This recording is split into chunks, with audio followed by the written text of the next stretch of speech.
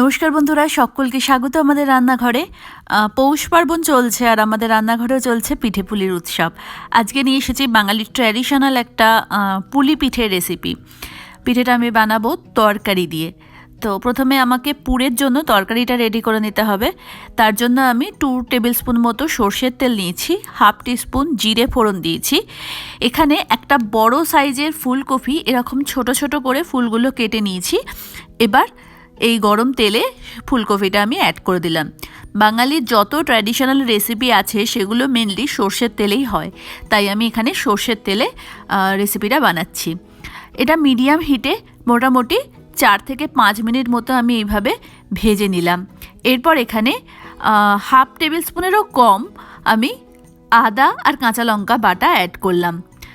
আদা কাঁচা লঙ্কাটা দিয়ে আমি আরও 2-3 মিনিট মতো মিডিয়াম হিটে এটা বানিয়ে নিচ্ছি। তারপর এখানে একদম অল্প একটু পিঞ্চ অফ টার্মেরিক পাউডার আমি অ্যাড করলাম। এবার এটা মিডিয়াম হিটেতেই আমি আরও 2-3 মিনিট মতো কষিয়ে নিয়ে নুন অ্যাড করে দিলাম। নুনটা অ্যাড করার পরে নুনটা ভালোভাবে মিশিয়ে চাপা দিয়ে আমি এটা সেদ্ধ হওয়ার জন্য রেখে দেব আরও 3 মিনিট থেকে 4 মিনিট মতো। 3-4 মিনিট পরে দেখবেন ফুলকপিগুলো একদম সেদ্ধ হয়ে গেছে। এই তরকারিটা করতে ম্যাক্সিমাম 10 থেকে 12 মিনিট মতো টাইম আপনার যাবে। তো এটা রেডি হয়ে গেছে। আমি অল্প একটু কিছু ফুলকপি স্ম্যাশ করে দিচ্ছি, কিছু ফুলকপি গোটা রাখবো। এবার এটাতে মেন মশলাটা অ্যাড করব। 1 টিস্পুন ফুল ভাজা মশলা, ধনে, জিরে আর শুকনো লঙ্কা একসঙ্গে ড্রাই রোস্টেড করে গুঁড়িয়ে নেওয়া ভাজা মশলা আমি এখানে অ্যাড করে দিলাম।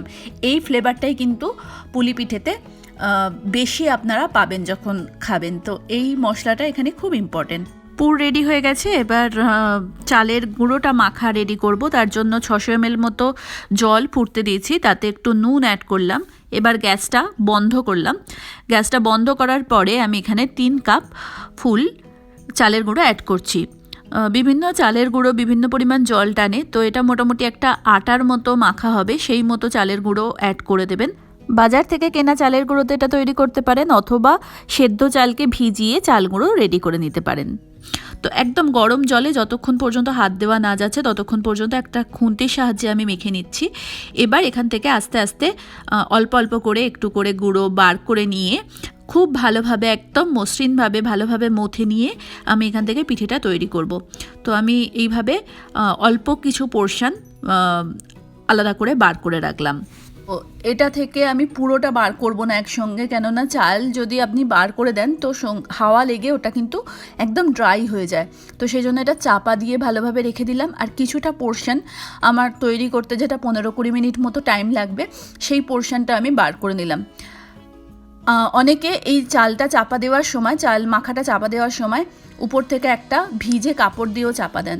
আমি এখানে ভালোভাবে ঢাকা দিয়ে চাপা দিলাম এবং অন্যদিকে এই চালের যে গুঁড়িটা আছে ওটা খুব ভালোভাবে একবারে স্মুথ করে মেখে নিলাম।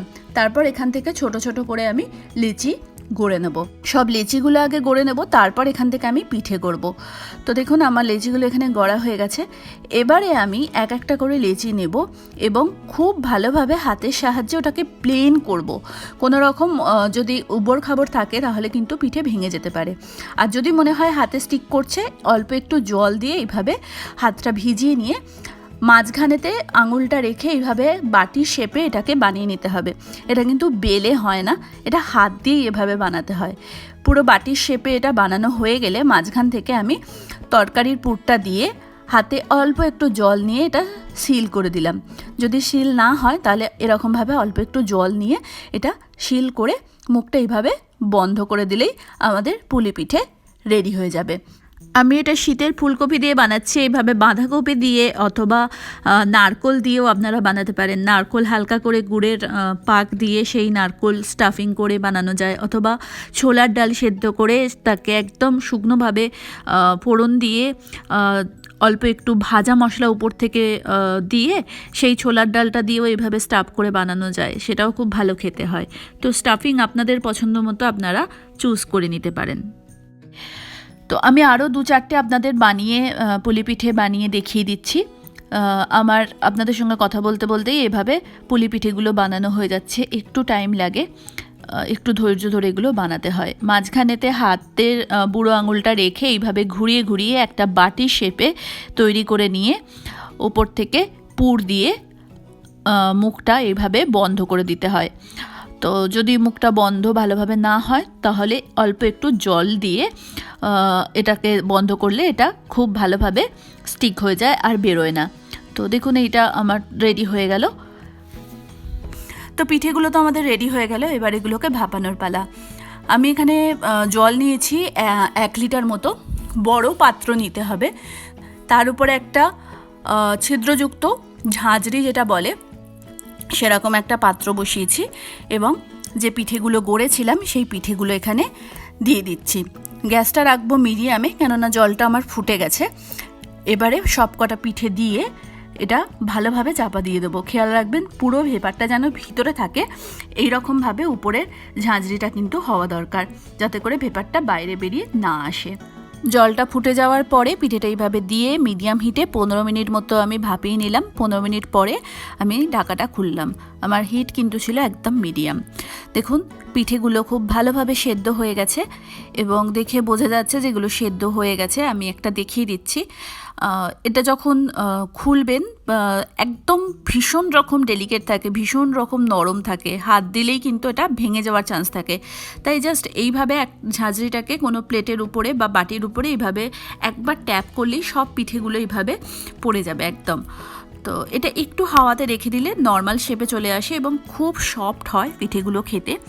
তো একবার বানিয়ে দেখতে পারেন, আশা করি ভালো লাগবে।